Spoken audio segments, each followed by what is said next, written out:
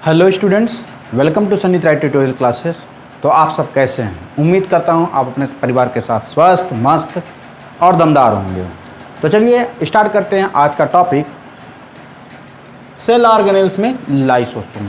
इसके पहले वाले वीडियो में हमने माइटोकॉन्ड्रिया, गोल्गी कॉम्प्लेक्स जैसे सेल ऑर्गेनेल्स के बारे में डिस्क्राइब किया था, लेकिन आज हम करेंगे लाइसोसोम्स के बारे में। तो सबसे पहले ये जानना होता है लाइसोसोम की डिस्कवरी किसने की थी। तो लाइसोसोम की डिस्कवरी सबसे पहले डी ड्यूब ने की थी। मैंने यहाँ पे स्पेलिंग लिखी हुई है डी ड्यूब। ये वो साइंटिस्ट थे जिन्होंने इस लाइसोसोम की डिस्कवरी की थी। और कैसे की थी? एक्चुअल में ये इलेक्ट्रॉन माइक्रोस्कोप से देख रहे थे सेल के अंदर। तो उन्होंने देखा क्या कि बहुत सारे छोटे छोटे लेदर के थैलियों के अंदर कुछ लिक्विड मटेरियल इकट्ठा किए हुए कुछ ट्यूब्स तैर रहे थे, बॉल्स थे वो, बिल्कुल ऐसा समझ लीजिए कोई खोखली बॉल, या फिर अगर आप एक छोटे छोटे बलून को के अंदर अगर आप उसके अंदर पानी भर भर के उसको बंद कर दें और बंद करके एक टब के अंदर डाल दें तो वो बलून जैसे घूमेगा, बिल्कुल वैसे उनको बहुत सारी ऐसी बॉडियां दिख रही थी। और उन्होंने इसको माइक्रो बॉडीज नाम दिया था। इन्होंने इनको माइक्रो बॉडीज नाम दिया था, माइक्रोस्कोपिक बॉडीज।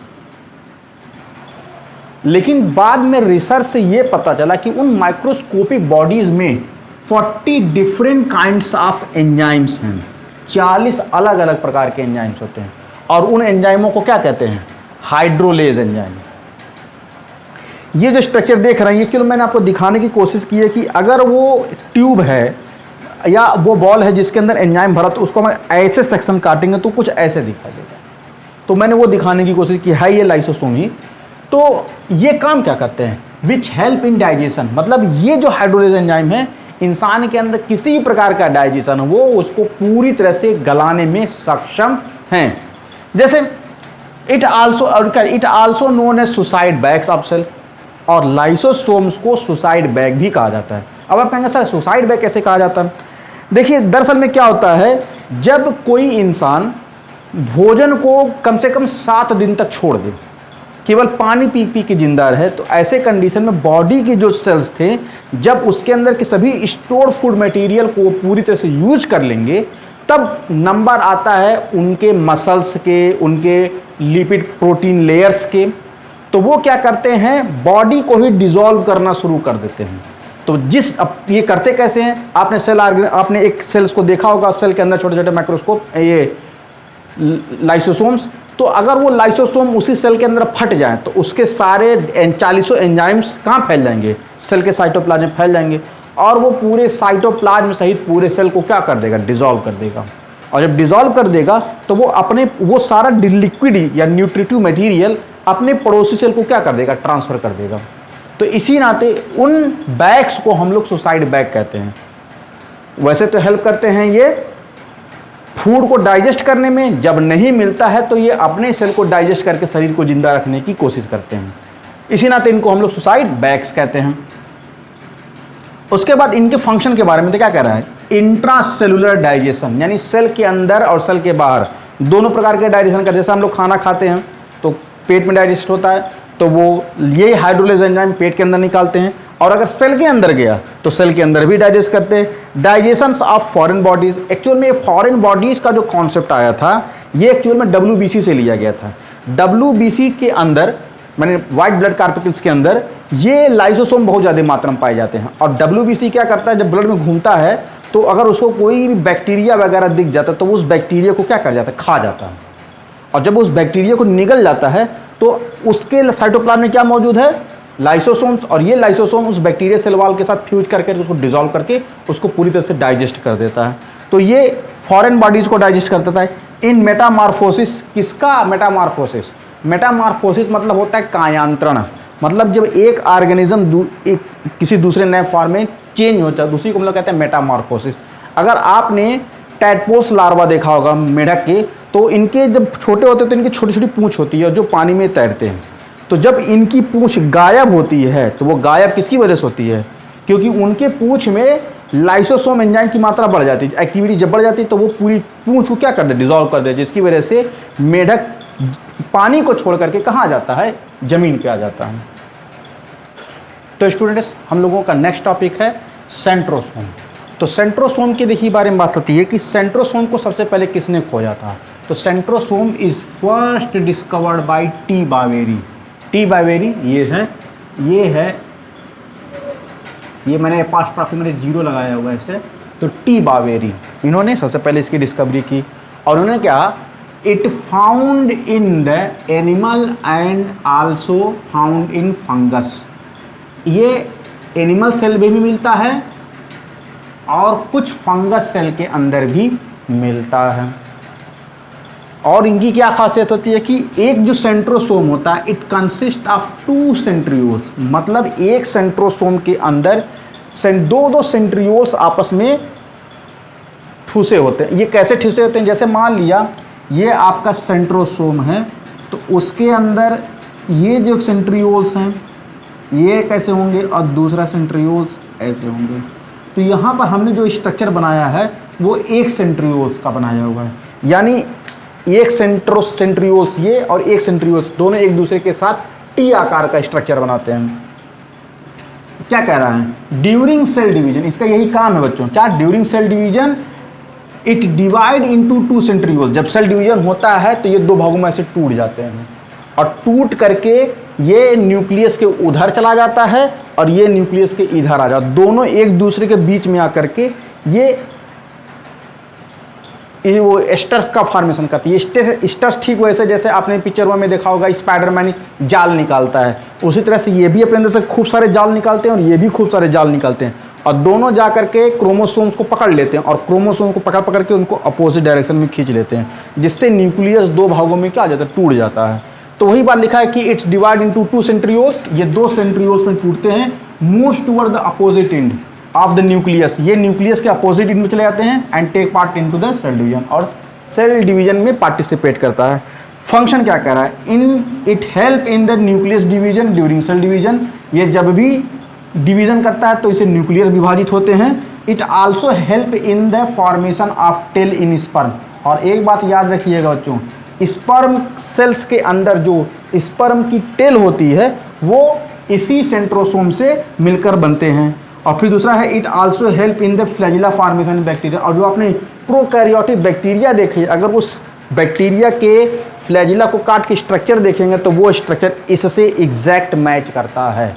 मतलब बैक्टीरियल के अंदर जो फ्लैजिलम फॉर्मेशन होता है वो किससे होता है, इसी सेंट्रियोल से होते हैं। अब देखिए एक सेंट्रियोल्स क्या होते हैं, एक सेंट्रियोल्स में बीच में एक हब होता है जिसको सेंट्रम कहते हैं, और उस सेंट्रम से 9 एस्टर्स निकलते हैं, 9, ये गिन के कुल केवल 9 ही होंगे, 1 2 3 4 5 6 7 8 9, और इन 9 एस्टर्स के ऊपर 3-3 सेट्स माइक्रोट्यूब्यूल्स के सेट्स पाए जाते हैं, और ये माइक्रोट्यूब्यूल्स एक एक दूसरे से एमार्फस लिक्विड से क्या होते हैं, आपस में कनेक्टेड होते हैं, यानी इन्हीं से ढेर सारे एस्टर्स का फॉर्मेशन किया जा सकता है। हाँ तो स्टूडेंट्स, अब हम लोग पढ़ते हैं प्लास्टिड। हम सभी जानते हैं कि प्लास्टिड की जो डिस्कवरी हुई थी वो सबसे पहले हेकल ने किया था। नाम थोड़ा सा अंतर है कि प्लास्टिड की डिस्कवरी सबसे पहले किसने की थी, हेकल ने किया था, लेकिन इसका नाम प्लास्टिड सबसे पहले सिम्फर ने दिया था, और फिर सिम्फर ने लास्ट में क्लोरोप्लास्ट की भी डिस्कवरी की थी। तो इस नाते सिम्फर, क्लोरोप्लास्ट के लिए तो सिम्फर कहेंगे, लेकिन अगर कहेंगे first who discovered the plastid, तब उनका नाम हेकल, और इन्होंने ही सबसे पहले इसको प्लास्टिड नाम दिया था। जैसे आप लोगों ने देखा होगा आपके घर में कोई ना कोई बच्चा पैदा होता है तो बच्चा किसी और का पैदा होता है, नामकरण कोई और कर देता है, ठीक उसी तरह से। तो आइए देखते हैं प्लास्टिड की कैटेगरीज की जाती है। तो प्लास्टिड जो होते हैं on the basis of colour के आधार पर उनको 2 भागों में रखें। एक होता है ल्यूकोप्लास्ट, इसको हम लोग कहते हैं ये व्हाइट कलर के होते हैं तो इसमें से ल्यूकोप्लास्ट कहते हैं, और जिसमें हल्का भी कलर होता है तो कलर को इंग्लिश में कहते हैं क्रोमा, तो यानी अगर कलर है क्या किसी भी कलर का उसको हम लोग कहते हैं क्रोमोप्लास्ट। अब यहाँ पे देखिए जो ल्यूकोप्लास्ट होता है, चूंकि ये व्हाइट कलर का, तो देखिए जब भी प्लास्टिड अगर व्हाइट कलर के हो गए तो उनका काम हो जाता है स्टोरेज का, यानी वो अपने अंदर कुछ न कुछ चीज़ों को स्टोर करेंगे। तो ये क्या क्या स्टोर करते हैं, तो ल्यूकोप्लास्ट उनकी स्टोरेज कैपेबिलिटी के आधार पे 3 प्रकार के होते हैं। कौन कौन, एमाइलोप्लास्ट, एमाइलो मतलब होता है स्टार्च, यानी ये क्या स्टोर करेगा, स्टार्च को स्टोर करेगा। दूसरा है प्रोटीनोप्लास्ट, मतलब ये क्या स्टोर करेगा, प्रोटीन स्टोर करेगा। और तीसरा है इलायोप्लास्ट, यानी ये क्या स्टोर करेगा, ये ऑयल स्टोर करेगा। तो अगर आप एग्जांपल देखना चाहते हो जैसे जिसमें तिलहन फसलें आती है, जिसमें सरसों, मूंगफली ये सब आते हैं, तो वो इलायोप्लास्ट, क्योंकि आपने देखा इनको स्क्वीज करने पर इसमें तेल निकलते हैं, नारियल तेल निकलता है। लेकिन अगर आप कहेंगे प्रोटीनोप्लास्ट, जितने भी सेम है, सेम, सोयाबीन, इस दाल, ये सब प्रोटीनोप्लास्ट के अंतर्गत आ जाते हैं। और एमाइलोप्लास्ट में जितने गेहूं और चावल हैं वो एमाइलोप्लास्ट के अंतर्गत आ जाते हैं। जबकि अगर हम बात करें क्रोमोप्लास्ट की बात करें तो क्रोमोप्लास्ट दो प्रकार के होते हैं, एक ग्रीन होते हैं, और जो ग्रीन होते हैं वो फोटोसिंथेटिक होते हैं, और जो ग्रीन के अतिरिक्त किसी भी कलर में होते हैं वो नॉन फोटोसिंथेटिक होते हैं। जैसे ब्लू, येलो, ऑरेंज, तो जितने ब्लू, येलो, ऑरेंज जैसे ब्लू कलर है तो एंथोसाइनिन की वजह से बनता है, यानी वह होता तो एक प्रकार का क्रोमोप्लास्ट ही है, लेकिन वो एंथोसाइनिन यानी अब कलर देने के काम में आ गया। येलो है तो ज़ैंथोफिल में कन्वर्ट हो गया, अगर ऑरेंज हो गया तो कैरोटीन में कन्वर्ट हो जाता है। लेकिन अगर वो फोटोसिंथेटिक है तो उनका केवल एक ही कलर देखा गया है, वो क्या, ग्रीन। और वो जब ग्रीन कलर के प्लास्टिड में कन्वर्ट हो जाता है तो उस प्लास्टिड का नाम हो जाता है क्लोरोप्लास्ट। हाँ तो स्टूडेंट्स आ जाते हैं स्ट्रक्चर ऑफ क्लोरोप्लास्ट में। यही स्ट्रक्चर है जिसको सबसे पहले सिम्फर ने डिस्कवर किया था। तो सिम्फर ने इसके अंदर क्या क्या देखा, सिम्फर ने इसके अंदर देखा कि हर क्लोरोप्लास्ट मॉलिक्यूल एक डबल लेयर स्ट्रक्चर से घिरा होता है, जो आउटर मेम्ब्रेन और इनर मेम्ब्रेन कहते हैं। और ये जो डबल लेयर स्ट्रक्चर होता है, इनके अंदर एक लिक्विड पाई जाती है जिसको हम लोग क्या कहते हैं, स्ट्रोमा कहते हैं यहाँ। और याद करिए यही चीज़ माइटोकॉन्ड्रिया के अंदर आप मैट्रिक्स कहते थे। और फिर इसके स्ट्रोमा के अंदर अनेक सिक्कों जैसी ढेर संरचनाएं पाई जाती हैं, जैसा लगता है कई सारे सिक्के एक के ऊपर एक के ऊपर रख करके ऐसा ढेर बना दिया गया। तो इन संरचनाओं को हम लोग ग्रेना कहते हैं। और ये सारे ग्रेना एक दूसरे के साथ इंटरकनेक्टेड होता है, जो जिस धागे से ये कनेक्टेड हो तो हम लोग कहते हैं ग्रेनम लैमेली कहते हैं। और अगर हम ये ग्रेना के एक स्ट्रक्चर को बाहर करते तो ये थैलाक्वाइड्स कहलाता है।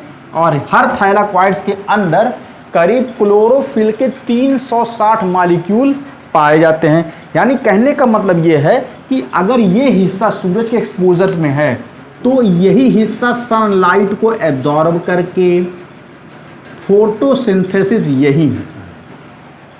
बात समझ में आई। इसी नाते हम लोग कहते हैं क्लोरोप्लास्ट क्या है, किचन ऑफ द सेल है, क्योंकि अगर ये स्ट्रक्चर है तो ये थैलाक्वाइड्स जो सिक्कों के ढेर संरचनाएं हैं, ये हर एक संरचनाओं में क्या होता है, फोटोसिंथेसिस प्रोसेस स्टार्ट हो जाता है, जिसके रिजल्टेंट में ये क्या करते हैं, ये 6 कार्बन डाइऑक्साइड 6 वाटर मॉलिक्यूल को सनलाइट और क्लोरोफिल को मिला करके ये बनाते हैं C6H12O6 और प्लस 6O2।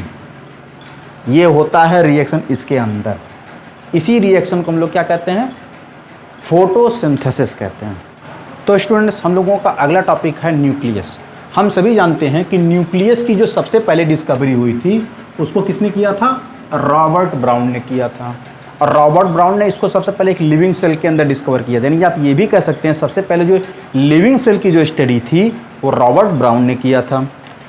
और यानी आप ये कह सकते हैं कि रॉबर्ट हुक ने सबसे पहले क्या देखा था, एक डेड सेल देखा था जिसके अंदर केवल और केवल सेल वॉल दिख रहे थे। तो चलिए अगला चलते हैं। यहाँ पर क्या है, it is covered by a nuclear membrane. मतलब अगर आपका ये न्यूक्लियस है तो न्यूक्लियस के चारों तरफ की जो कवरिंग है, इस कवरिंग को हम लोग क्या कहते हैं, न्यूक्लियर मेम्ब्रेन कहते हैं।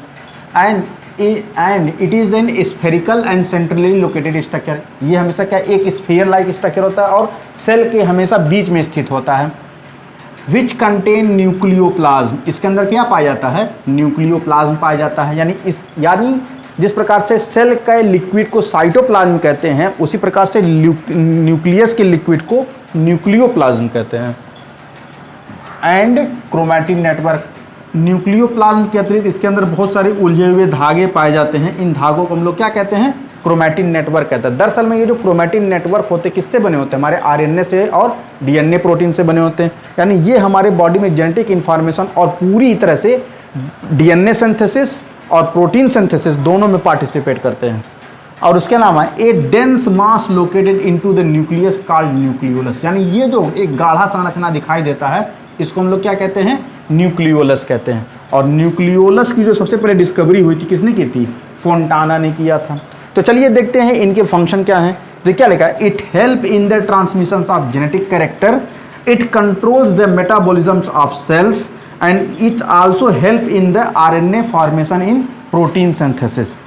मतलब सबसे पहले देखिए genetic transmission of genetic character. अब देखिए ये क्या करता है, जैसे जेनेटिक कैरेक्टर क्या होता है, यानी ये वो कैरेक्टर होते हैं जैसे जो कैरेक्टर आपके दादाजी में थे, पिताजी में थे या माताजी में थे, और वही कैरेक्टर अगर आपके अंदर दिख रहे हैं तो उसी कैरेक्टर को हम लोग क्या कहते हैं, जेनेटिक कैरेक्टर कहते हैं। तो क्वेश्चन ये कि अब आपके अंदर ये जेनेटिक कैरेक्टर आया कहाँ से? जाहिर सी बात है ये जेनेटिक कैरेक्टर या तो आपके माता से आया होगा, या तो पिताजी से आया होगा, कि दादा से, किसी न किसी तरह से ये सब एक पीढ़ी से दूसरी पीढ़ी में ट्रांसफर होते होते आपके बॉडी में आते हैं। दूसरा, it controls the metabolism of cell. देखिए सेल के अंदर कोई कुछ भी फंक्शन होता है उस सारे फंक्शन को कंट्रोल कौन करता है? न्यूक्लियस करता है। उसके अलावा it also help in the RNA formation and protein synthesis, यानी आप कह सकते थे it also help in the DNA duplication, यानी ये डीएनए के डुप्लीकेट होने में क्या करता है? मदद करता है।